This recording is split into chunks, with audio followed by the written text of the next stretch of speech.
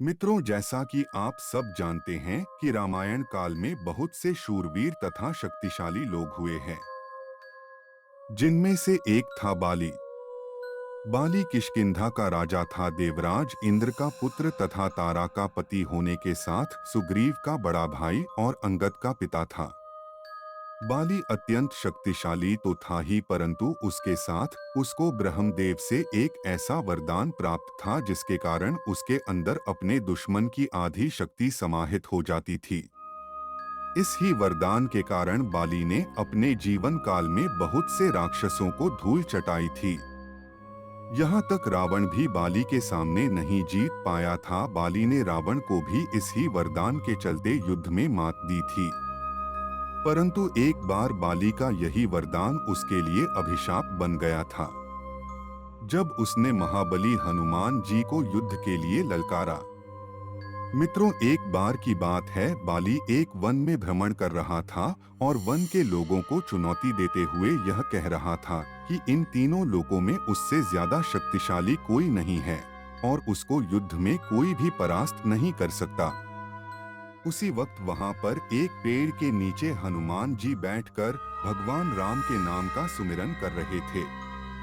तभी बाली ने हनुमान जी को देखा और कहा कि मुझे कोई हरा नहीं सकता, ना तुम और ना तुम्हारे भगवान जिनका तुम नाम ले रहे हो। जब बाली ने भगवान राम को चुनौती दी तो हनुमान जी अत्यंत क्रोध में आ गए और अपने प्रभु का अपमान होता देख तुरंत ही बाली की चुनौती मान ली। और अगले ही दिन बाली और हनुमान जी का युद्ध होना तय हो गया। जब अगले दिन हनुमान जी युद्ध करने के लिए निकले तो रास्ते में ही उनको ब्रह्मा देव मिल गए और वह हनुमान जी को युद्ध ना करने के लिए बोलने लगे, क्योंकि यदि हनुमान जी बाली से युद्ध करने जाते तो बाली का अंत निश्चित था। इसके उत्तर में हनुमान जी ने ब्रह्मदेव से कहा कि बाली ने अगर मेरी निंदा की होती तो मैं रुक जाता, परंतु उसने मेरे प्रभु श्री राम को चुनौती दी है, इसलिए मुझे जाना ही होगा।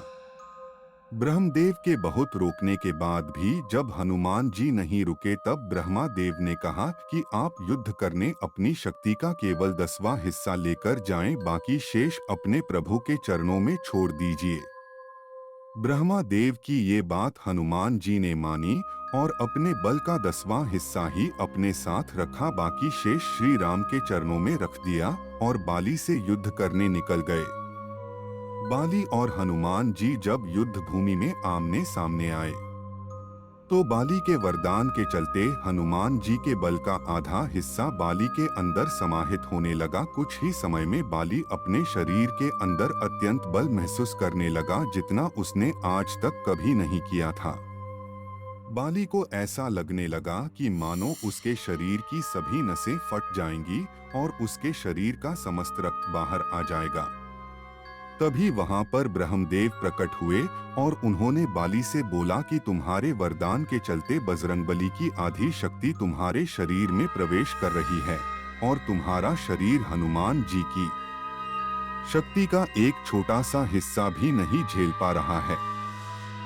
ब्रह्मदेव ने बाली को पूरी बात बताते हुए कहा कि युद्ध में आने से पहले मैंने हनुमान जी को अपनी शक्ति और बल का केवल 10वां हिस्सा ही ले जाने को कहा था। अगर वह अपनी समस्त शक्ति और बल के साथ तुमसे युद्ध करने आते तो सोचो तुम्हारा क्या होता। ब्रह्मदेव ने बाली से कहा कि तुम खुद को सबसे अधिक शक्तिशाली समझते हो और आज तो तुम हनुमान जी की शक्ति का एक छोटा सा भाग भी नहीं झेल सके। ब्रह्मदेव ने बाली को समझाते हुए कहा, अब अगर तुम अपनी जान बचाना चाहते हो तो जितना हो सके हनुमान जी से दूर चले जाओ और युद्ध का तो सोचना भी मत। बाली ने अपने प्राणों की रक्षा के लिए ब्रह्मदेव की बात मानते हुए युद्ध स्थल से बहुत दूर चला गया। इस तरह हनुमान जी ने बाली से बिना लड़े उसको परास्त कर दिया।